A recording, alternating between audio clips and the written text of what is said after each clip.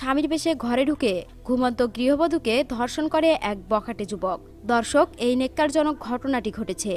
এ বিষয়ে বিস্তারিত জানতে ভিডিওটি না টেনে সম্পূর্ণ দেখুন। বসতবাড়ির নিজ শয়নকক্ষে রাত অনুমান 1:30টার দিকে ঘুমাচ্ছিলেন এক গৃহবধূ, আর তার স্বামী বাড়িতে ছিলেন না। এই সুযোগে স্বামীর বেশে ঘরে ঢুকে ওই নারীর সঙ্গে শারীরিক সম্পর্ক করেন মিরাজুল ইসলাম নামের এক বখাটে যুবক।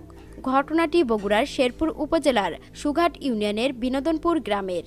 পরে পুলিশ অভিযান চালিয়ে ওই যুবককে নিজ এলাকা থেকে গ্রেপ্তার করেছে। বৃহস্পতিবার দুপুরের পর তাকে বগুড়ার আদালতে পাঠানো হয়েছে।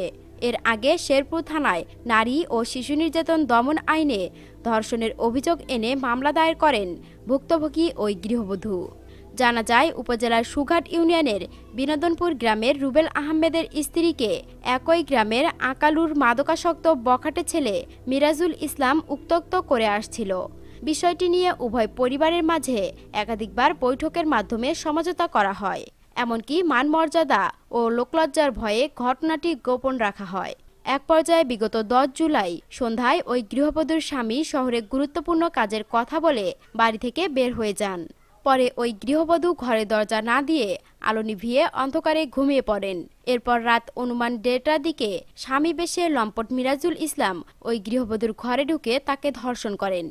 পরবর্তীতে সন্দেহ হলে ঘরের লাইট জ্বালিয়ে দেখেন লোকটি তার স্বামী নয়, প্রতিবেশী বখাটে মিরাজুল ইসলাম। এ সময় ওই গৃহবধূ চিৎকার শুরু করলে আশেপাশের লোকজন এগিয়ে আসেন, কিন্তু এরই মধ্যে মিরাজুল ইসলাম পালিয়ে যায়। পরদিন ঘটনাটির কথা বলে ধামাচাপা দিতে মরিয়া হয়ে ওঠেন প্রভাবশালী গ্রাম্য মাতাব্বররা। সেই সঙ্গে আইনের আশ্রয় নিতেও বাধা দেওয়া হয়। তবে ন্যায় বিচার পেতে ওইসব বাধা উপেক্ষা করেই বুধবার রাতে থানায় মামলা দায়ের করেন ভুক্তভোগী গৃহবধূ। মামলার প্রেক্ষিতে রাতেই বিনোদনপুর এলাকায় অভিযান চালিয়ে অভিযুক্ত মিরাজুল ইসলামকে গ্রেপ্তার করে পুলিশ। শেরপুর থানার ভারপ্রাপ্ত কর্মকর্তা ওসি শহীদুল ইসলাম জানান, ধর্ষণের শিকার ওই গৃহবধূকে উদ্ধার করে ডাক্তারি পরীক্ষার জন্য বগুড়ায় শহীদ জিয়াউর রহমান মেডিকেল কলেজ হাসপাতালে পাঠানো হয়েছে। এছাড়া মামলা দায়েরের পরপরই অভিযুক্তকে গ্রেপ্তার করে বগুড়ায় আদালতে পাঠানো হয়েছে। দর্শক, এই বখাটে যুবকের কী শাস্তি আশা করছেন তা অবশ্যই কমেন্ট করে জানাবেন। ধন্যবাদ।